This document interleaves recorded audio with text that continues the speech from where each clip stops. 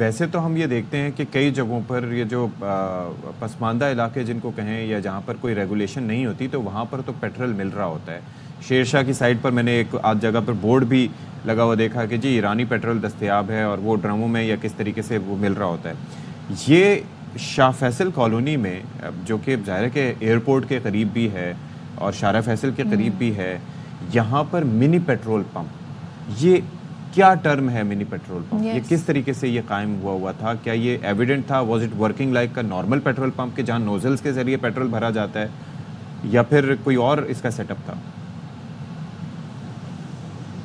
बिल्कुल देखिए अशफाक, गुज़श्ता रात ये अफसोसनाक वाक़या पेश आया था। मैं इस इमारत के बाहर मौजूद हूँ और सबसे पहले तो हमने ये सवाल किया है कि ये इस जो नोज़िल कहा जाता है इसकी इजाज़त यहाँ पर दी किसने दी? तो हमें पता चला डिप्टी कमिश्नर कोरंगी ने इस नोज़िल की इजाज़त दी थी जो यहाँ फुटपाथ पर लगा हुआ है। और आप देख सकते हैं कि इसके पीछे 4 से 5 दुकानें, ऊपर 8 फ्लैट और 2 पेंट हाउस, 10 ख़ानदान थे जिन्होंने बाकायदा इसकी दरख्वास्त असिस्टेंट कमिश्नर कोरंगी को दी थी, जिसकी जानिब से इसको सील भी कर दिया गया था। लेकिन एक हफ्ते के अंदर ही इसके मालिक ने, जिसका नाम रियाज बताया जा रहा है, उसने उसको डी सील करवा दिया। यहाँ पर अंदर सैलून में सिराजुद्दीन नामी शख्स बाल कटवाने के लिए आया था और जैसे यहाँ पर धमाका हुआ है तो ज़ोरदार आग के शोले ऊपर गए और आप अंदर की सूरत हाल देख सकते हैं। आपको तबाही के ऐसे मनाजिर नज़र आएंगे कि आपको खुद अंदाज़ा हो जाएगा कि किस नोयत की आग थी।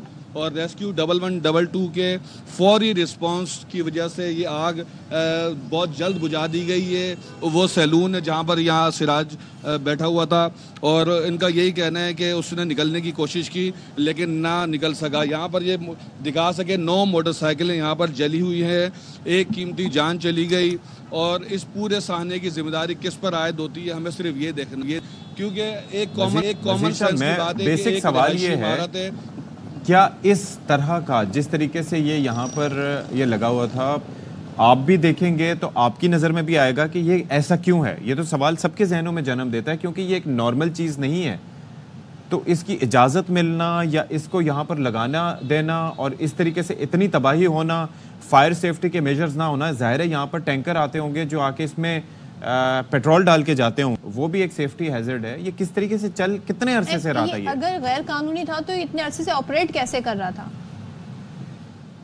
देखें, ये इसी 2024 के जो 7वें महीने में इसकी इजाज़त ली गई थी और मुबैना तौर पर भारी रिश्वत के एवज इसका इजाज़तनामा दिया गया और यहाँ पर फुटपाथ पर ये लगा हुआ था। डिप्टी कमिश्नर साहब ने इजाज़त देने के बाद क्या एक मरतबा भी ये देखा कि इसके पास कोई हिफाजती आलात, कोई आग बुझाने का आला, कोई इमरजेंसी ऐसी सर्विस मौजूद है कि अगर खुदा न खास्ता आग लग जाए तो उस पर काबू कैसे पाया जाएगा? कोई हिफाजती आलात नहीं थे। डिप्टी कमिश्नर साहब का सिर्फ इतना काम था कि उन्होंने इजाज़त दी कि जा बच्चे जाकर पेट्रोल पंप खोल ले। उसके बाद कोई चेक एंड बैलेंस नहीं था। इसकी सबसे बड़ी जो जिम्मेदारी आयद होती है वो डिप्टी कमिश्नर कोरंगी पर आयद होती है कि चलें, अगर उन्होंने किसी कानून के तहत इजाज़तनामा दे भी दिया था तो उसको फॉलो करना उनकी जिम्मेदारी थी।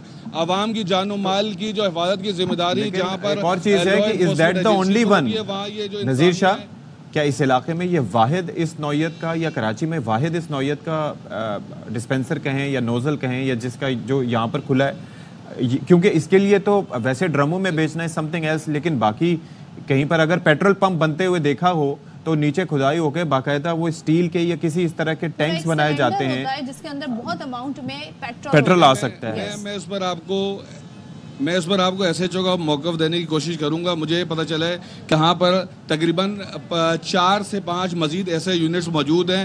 आप ये बताइएगा कि यहाँ जब इनको बंद करवाने के लिए आते थे तो ये क्या कहते थे, क्यों नहीं बंद? अरे इनकी परमिशन है, ऊपर से DC साहब की, परमिशन, ओबरा वालों की, सबकी, हमारा इनसे कोई नहीं। वो DC की जानिब से सर वो कर रहे थे, हमारी जो है आपका कोई वास्ता नहीं, वो कोर्ट का भी आर्डर है सर।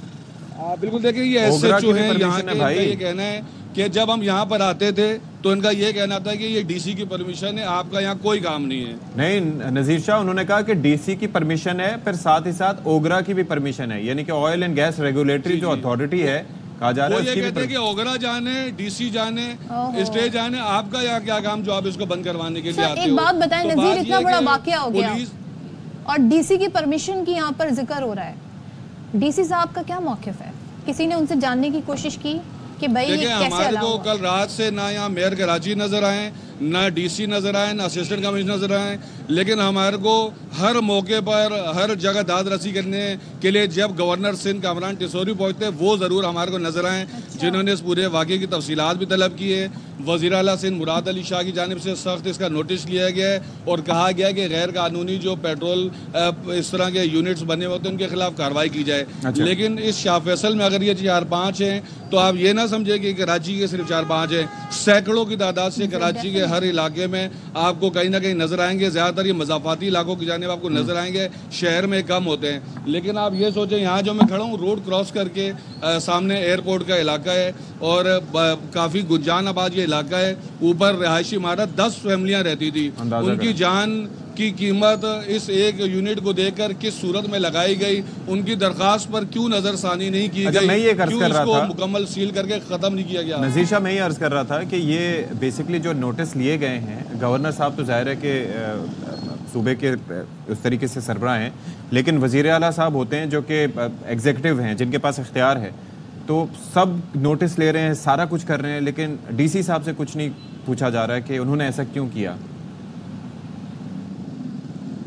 देखिए असल में अब तमाम चीज़ों पर अभी तहकीकात की जा रही है, इस पर जिम्मेदारी भी फिक्स की जा रही है। जो रियाज है इस पेट्रोल पंप का मालिक है उसके खिलाफ मुकदमा दर्ज किया जा रहा है। जो मुद्दई है सिराजुद्दीन, उसके भाई की मुद्दत में मुकदमा दर्ज किया जा रहा है।